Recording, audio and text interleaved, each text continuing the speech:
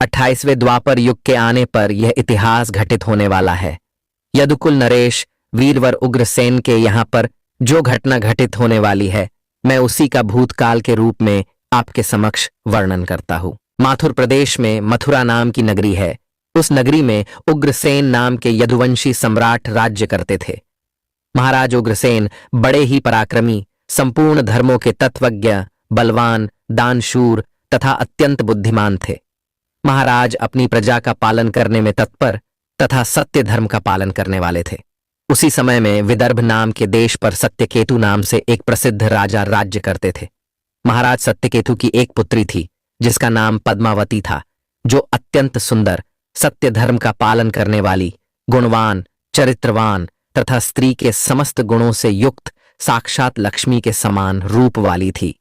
महाराज सत्यकेतु ने जब अपनी पुत्री का विवाह करने का विचार किया और उनके लिए उचित वर खोजने लगे तो उन्हें उस समय पर महाराज उग्रसेन के समान दूसरा कोई दिखाई न पड़ा।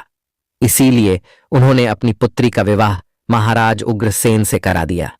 विवाह के बाद रानी पद्मावती ने महाराज उग्रसेन की बड़ी सेवा की। रानी पद्मावती के स्नेह और प्रेम से मथुरा नरेश उग्रसेन मुग्ध हो गए और वे पद्मावती को प्राणों से भी अधिक प्रेम करने लगे। वे रानी पद्मावती को साथ लिए बगैर भोजन भी नहीं करते थे। रानी के मुख के दर्शन किए बगैर महाराज को चैन नहीं पड़ता था। महाराज रानी के साथ क्रीड़ा विलास करने में ही समय बिताने लगे। महाराज पद्मावती से इतना प्रेम करने लगे थे कि उसके बिना उन्हें एक क्षण भी चैन नहीं पड़ता था। उन्हें पद्मावती की मधुर बातें अमृत के समान सुख प्रदान करती थीं। पद्मावती की मुस्कान से ही महाराज मंत्रमुग्ध हो जाया करते थे। पद्मावती भी महाराज से बहुत अधिक प्रेम करने लगी थी। इस प्रकार से महाराज उग्रसेन और पद्मावती में परस्पर प्रेम बहुत अधिक बढ़ गया। फिर कुछ समय के पश्चात महारानी पद्मावती के पिता विदर्भ नरेश सत्यकेतु को अपनी पुत्री की बड़ी याद आने लगी। पद्मावती की माता भी अपनी पुत्री के दर्शन न होने के कारण अत्यंत दुखी थी। फिर महाराज सत्यकेतु ने महाराज उग्रसेन के पास अपने दूत को भेजा। उस दूत ने मथुरा जाकर महाराज उग्रसेन से आदरपूर्वक कहा, हे महाराज, विदर्भ नरेश सत्यकेतु ने अपनी कुशल कहलाई है और आपका कुशल समाचार वे पूछ रहे हैं। यदि आपको उनका स्नेह और सम्मान स्वीकार हो तो आप कृपया राजकुमारी पद्मावती को उनके यहां भेजने की व्यवस्था कीजिए। वे अपनी पुत्री को देखना चाहते हैं। उन्हें बड़े दिनों से अपनी पुत्री की याद आ रही है और उससे मिलने की उनके मन में बड़ी इच्छा है। महाराज उग्रसेन ने जब दूत के मुख से यह बात सुनी तो उन्होंने बड़े आदर के साथ महाराज सत्यकेतु की इच्छा का स्वागत किया और अपनी उदारता दिखाते हुए उन्होंने अपनी प्राण प्रिया पत्नी पद्मावती को अपने पिता के पास भेजने का निश्चय किया। महारानी पद्मावती अपने पति के निर्णय से अत्यंत प्रसन्न हुई और अपने पति से आज्ञा लेकर पिता से मिलने के लिए रथ में बैठकर चली गई। अपने पिता के घर पहुंचकर पद्मावती ने पिता को नमस्कार किया और उनके चरण स्पर्श किए। अपनी पुत्री को देखकर महाराज सत्यकेतु को और उनकी पत्नी को बड़ी प्रसन्नता हुई। फिर पद्मावती अपने पिता के घर में बड़ी ही प्रसन्नता के साथ रहने लगी। वहां पर वह अपनी सखियों से मिली और उनके साथ स्वच्छंद होकर विहार करने लगी। पहले की तरह ही वह वन में घूमने लगी, नदी सरोवर के पास जाकर विचरण करने लगी। अपने पिता के घर आकर वह पुनः बालिका बन गई और उसके आचरण में भी बालिका की तरह संकोच का भाव न रहा और वह इधर उधर स्वतंत्र होकर घूमने लगी। फिर एक दिन की बात है, पद्मावती अपनी सखियों के साथ एक सुंदर पर्वत पर सैर करने के लिए चली गई। उस पर्वत की तराई में एक रमणीय वन दिखाई दिया जो सुंदर सुंदर वृक्षों से शोभा पा रहा था। उस वन में एक अत्यंत मनोहर स्वच्छ जल से भरा हुआ सर्वतोभद्र नाम का सरोवर था। उस सरोवर को देखकर पद्मावती अपनी सखियों को लेकर सरोवर के पास चली गई और उस सरोवर में अपनी सहेलियों के साथ हंसती गाती हुई जल क्रीड़ा करने लगी। अपने सहेलियों के साथ खेलते कूदते हुए वह अपने पति परमेश्वर को भूल गई और मौज करने लगी। उसी समय कुबेर का एक सेवक गोभील नाम का दैत्य दिव्य विमान पर बैठकर आकाश के मार्ग से कहीं पर जा रहा था। जब वह उस सरोवर के ऊपर से जा रहा था तो उस राक्षस की दृष्टि सुंदर रूप तथा बड़ी बड़ी आंखों वाली राजकुमारी पद्मावती पर पड़ी, जो हंसते खेलते हुए सरोवर में स्नान कर रही थी। उसे देखते ही वह दैत्य आकाश में ही रुक गया उसे अपनी ज्ञान शक्ति से पता चला कि वह सुंदरी विदर्भ नरेश की पुत्री पद्मावती है, जो महाराज उग्रसेन की प्यारी पत्नी है। वह दैत्य गोभील इस प्रकार से सोचने लगा, हाय, यह पद्मावती कितनी सुंदर है, इसका रूप कितना मनोहर है, किंतु यह पतिव्रता होने के कारण आत्मबल से सुरक्षित है, पर पुरुष के लिए इस सुंदरी को पाना असंभव है। महाराज उग्रसेन बड़ा ही मूर्ख है जो उसने अपनी इतनी सुंदर मनोहर रूप वाली पत्नी को मायके में भेज दिया। यह सुंदरी देवताओं के लिए भी दुर्लभ है। इस समय कामदेव मुझे बहुत पीड़ा दे रहे हैं। मैं कैसे इस सुंदरी के निकट जाऊं और इसका उपभोग करूं? इसके साथ भोग विलास करने की मेरे मन में बड़ी इच्छा हो रही है। इतना सोचते हुए उस राक्षस ने एक उपाय निकाला और फिर उसने महाराज उग्रसेन का रूप धारण किया। उसने पूरी तरह से अपने शरीर को महाराज उग्रसेन में बदल दिया। वह हूबहू महाराज उग्रसेन की तरह ही दिखाई पड़ रहा था। फिर वह उस वन में एक वृक्ष के नीचे जाकर बैठ गया और उसने मधुर संगीत बजाना शुरू कर दिया। वह मधुर संगीत मोहित करने वाला था। जब पद्मावती और उसकी सखियों ने उस मधुर संगीत को सुना तो उनका मन विचलित हो गया और वह मधुर संगीत की तरफ आकर्षित होने लगी। वह सोचने लगी, यह मधुर संगीत कौन बजा रहा है जिसने हम सभी को मंत्रमुग्ध कर डाला है? पद्मावती के मन में उस संगीत बजाने वाले को देखने की इच्छा हो गई। वह उस संगीत का पीछा करते हुए अपनी सखियों के साथ जाने लगी तो उसने देखा कि एक वृक्ष के नीचे कोई पुरुष बैठा है जो महाराज उग्रसेन की तरह दिखाई पड़ रहा था। वास्तव में वह दुष्ट राक्षस गोभील था जो महाराज का रूप धारण करके बैठा हुआ था। महाराज उग्रसेन को वहां पर बैठा हुआ देखकर पद्मावती सोचने लगी, मेरे धर्मपरायण पति अपना राज्य छोड़कर इतनी दूर कब और कैसे चले आ गए? महारानी इस प्रकार से सोचने ही लगी थी कि महाराज उग्रसेन के भेष में बैठे हुए उस दुष्ट गोभील ने स्वयं ही महारानी को पुकारा, हे प्रिय, यहां पर मेरे पास आ जाओ, मैं तुम्हारे बिना जी नहीं सकता। सुंदरी, तुमसे अलग रहकर मुझे चैन नहीं पड़ रहा था। तुम्हारे दर्शन किए बगैर भोजन करना भी असंभव हो गया था। इसी कारण से मैं खुद ही चलकर तुम्हारे पास आ गया हूं। मैं तुमसे एक क्षण भी दूर नहीं रह सकता। अपने पति के ऐसे वचन सुनकर महारानी पद्मावती कुछ लज्जित सी हो गई और शर्माते हुए वे उनके सामने जाकर खड़ी हो गई। फिर महाराज के भेष में बैठे उस पापी ने महारानी का हाथ पकड़ लिया और उन्हें लेकर जंगल में एकांत स्थान पर ले गया। वहां पर उसने अपनी इच्छा अनुसार पद्मावती के साथ भोग विलास करने लगा। लेकिन महाराज उग्रसेन के गुप्त अंग में कुछ एक निशानी बनी हुई थी जो इस बहरूपिये के शरीर के अंग पर दिखाई नहीं पड़ रही थी, जिसे देखकर महारानी अचानक से भयभीत हो गई। उसे समझ में आ गया कि यह महाराज उग्रसेन नहीं है, उनका रूप धारण करके कोई बहरूपिया आया है। महारानी पद्मावती तुरंत वहां से उठ खड़ी हुई और अपने वस्त्र संभाल कर पहन लिया। महारानी के हृदय में इस घटना से बड़ा दुख हुआ। एक पापी बहरूपिये ने महाराज का रूप धारण करके उनका उपभोग किया, जिससे महारानी बहुत क्रोधित हो गई और उस राक्षस से कहने लगी, अरे नीच, जल्दी बता, तू कौन है? तूने महाराज का रूप धारण करके मेरा उपभोग करके घोर पाप किया है। तू महापापी और निर्दयी है। इतना कहकर महारानी की आंखें भर आई और वह रोते हुए उस पापी को श्राप देने लगी, हे दुष्ट, दुरात्मा, तूने मेरे पति का रूप धारण करके मेरे साथ छल किया है। मेरे इस पवित्र शरीर को मलिन कर दिया है। मेरे उत्तम पतिव्रता व्रत को नष्ट कर डाला है। अब यहीं पर तू मेरा प्रभाव देख ले। मैं तुझे अत्यंत कठोर श्राप दूंगी। रानी पद्मावती की बात सुनकर वह राक्षस गोभील अपने असली रूप में आ गया और कहने लगा, हे दुष्टा, पतिव्रता स्त्री से तो समस्त राक्षस और दानव दूर भागते हैं।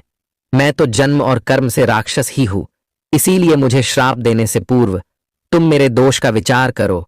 तुम मुझे कौन से अपराध के लिए श्राप दे रही हो? मेरे राक्षसी स्वभाव के कारण ही मैंने ऐसा कृत्य किया है। पद्मावती कहने लगी, हे पापी राक्षस, मैं साध्वी और पतिव्रता नारी हूँ। मेरे मन में मेरे पति का ही वास है। मैं केवल अपने पति की ही कामना करती हूँ। मैं सदा उन्हीं के लिए व्रत एवं तपस्या करती हूँ। मैं अपने धर्म मार्ग पर चल रही थी, किंतु तूने माया रचकर मेरे साथ अन्याय किया है। मेरा पतिव्रता धर्म नष्ट कर डाला है। इसीलिए हे दुष्ट, मैं तुझे भस्म कर डालूंगी। फिर वह राक्षस गोभील कहने लगा, हे राजकुमारी, यदि तुम उचित समझो तो मेरी बात सुनो। मैं धर्म की बात कह रहा हूं। जो स्त्री प्रतिदिन मन, वाणी और क्रिया द्वारा अपने पति की सेवा करती है, पति के संतुष्ट होने पर ही स्वयं संतुष्ट होती है, पति के गुस्सा होने पर भी उसका त्याग नहीं करती, उसके दोष का विचार नहीं करती, अपने पति के हर काम में उसका साथ देती है, पति के अलावा कभी किसी पुरुष का विचार तक नहीं करती, वह स्त्री पतिव्रता कही गई है। यदि कोई स्त्री खुद का कल्याण चाहती है तो वह अपने पति का कभी त्याग नहीं करती। पति चाहे रोगी हो, कोढ़ी हो, बूढ़ा हो, अंगहीन हो अथवा पापी हो, पतिव्रता स्त्री कभी अपने पति का परित्याग नहीं करती है। जो स्त्री अपने पति को छोड़कर अपना मन दूसरे कार्यों में लगाती है, पति को भूलकर खुद मौज उड़ाती है, स्वेच्छाचारिणी बनकर पति को छोड़कर अकेले ही इधर उधर घूमने लगती है, उसे संसार में व्यभिचारिणी कहा गया है। जो स्त्री पति की अनुपस्थिति में श्रृंगार करती है, सज धज कर इधर उधर घूमती है, विहार करती है, दूसरे पुरुषों के सामने नाच गाना करती है, उसे कुलटा कहा जाता है। हे राजकुमारी, तुम बताओ, अपने पति को छोड़कर तू इस वन में किस लिए आई है? पति की सेवा करना छोड़कर तू सज धज कर श्रृंगार करके इस वन में क्यों भटक रही है? तुझे शर्म नहीं आती? और फिर तू किस मुंह से कह रही है कि तू पतिव्रता है? कर्म से तो तुम पतिव्रता दिखाई नहीं पड़ती हो। तुम पति के बिना निर्भय होकर इस पर्वत में और वन में मतवाली होकर घूम रही हो, इसीलिए तुम पापिनी हो। मैंने तुझे सही राह पर लाने के लिए ही तेरा उपभोग करके तुझे दंड दिया है। अब तू इसके बाद कभी ऐसी धृष्टता नहीं करेगी। इसीलिए तुम मुझे बताओ तो, पति को छोड़कर किस लिए यहां पर आई हो? ये श्रृंगार, ये आभूषण, ये मनोहर सुंदर सुंदर वस्त्र धारण करके किसके लिए घूम रही हो? तुम्हारा पति तो दूर विदेश में रहता है, तू किसके लिए इतना सज धज कर घूम रही हो? हे पापिनी, अब बोलो ना, किस लिए और किसके लिए ये सब किया? कहां है तुम्हारा पतिव्रता धर्म? दिखाओ तो मुझे। व्यभिचारिणी स्त्री के समान बर्ताव करने वाली नारी, तुम इस समय अपने पति से 400 कोस दूर हो। कहां है तुम्हारे अंदर पति को देवता मानने का भाव? अरे दुष्ट कहीं की, तुझे शर्म भी नहीं आती? खुद के ऐसे बर्ताव पर तुझे घृणा भी नहीं होती? तू क्या मेरे सामने बोलेगी? तू खुद पाप करके यहां पर घूम रही है, सुंदर वस्त्र आभूषण पहनकर पराये पुरुषों को आकर्षित कर रही है और मुझे बता रही है कि तू पतिव्रता है। उस गोभील के ऐसे वचन सुनकर पद्मावती बोलने लगी। ओ नीच राक्षस, तू सुन, मेरे पिता ने मुझे अपनी पति के घर से बुलाया है, इसीलिए मैं आई हूँ। इसमें पाप कहाँ है? मैं काम, लोभ तथा मोह के वश में पति को छोड़कर नहीं आई हूँ। इस वन में भी मैं सदैव अपने पति का ही चिंतन करती रहती हूँ। लेकिन हे पापी, तूने मेरे पति का रूप धारण करके मुझे धोखा दिया है। एक पतिव्रता स्त्री का पतिव्रता धर्म भंग करने वाले को घोर नरक में डाला जाता है, उसे बाद में सूअर के जन्म में डाल दिया जाता है। क्या तुझे इतना भी नहीं पता? तू नहीं जानता, मैं अपने पति से बहुत प्रेम करती हूँ।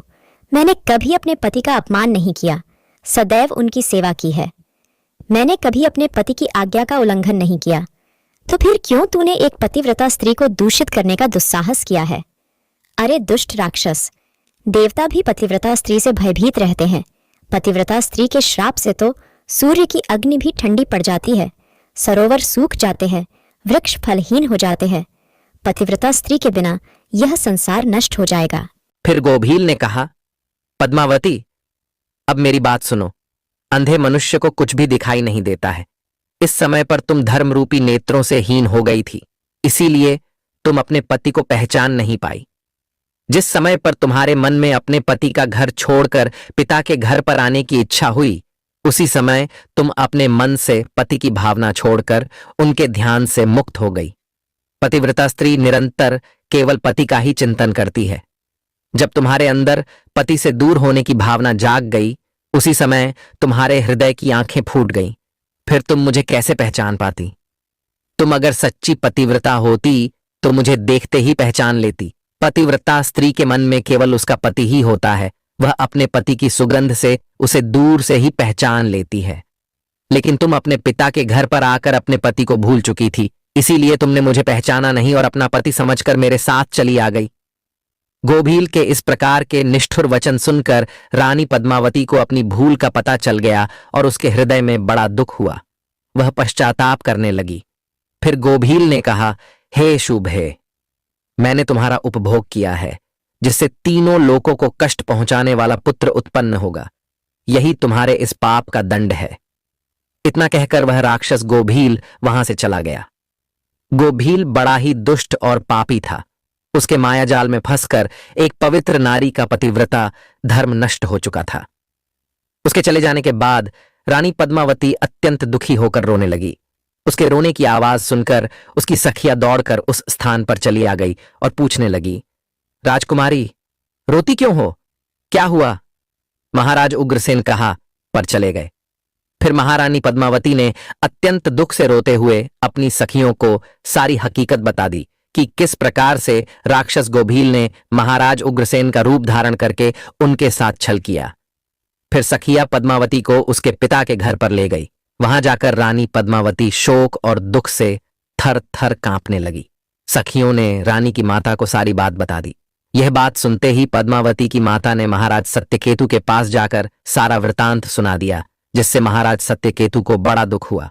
उन्होंने तुरंत ही अपनी पुत्री को कुछ दूतों के साथ उसके पति के घर पर भेज दिया। उधर महाराज उग्रसेन अपनी पत्नी पद्मावती को आया हुआ देखकर बहुत प्रसन्न हुए। वे बार बार पद्मावती से कहने लगे, हे प्रिय, तुम्हारे बिना मेरा जीवन दुष्कर हो गया था। तुम और कुछ दिन ना आती तो मेरे प्राण ही चले जाते।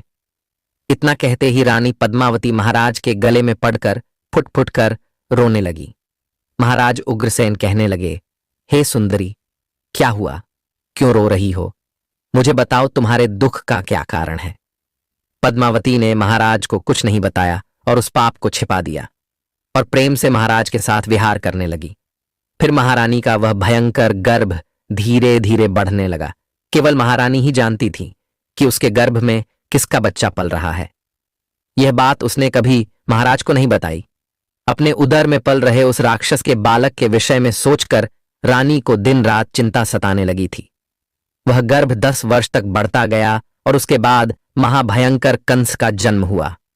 वही कंस जब बड़ा हुआ तो उसने तीनों लोकों के निवासियों को कष्ट पहुंचाना शुरू किया और फिर अंत में भगवान श्री कृष्ण के हाथों से उसकी मृत्यु हो गई और उसे मोक्ष प्राप्त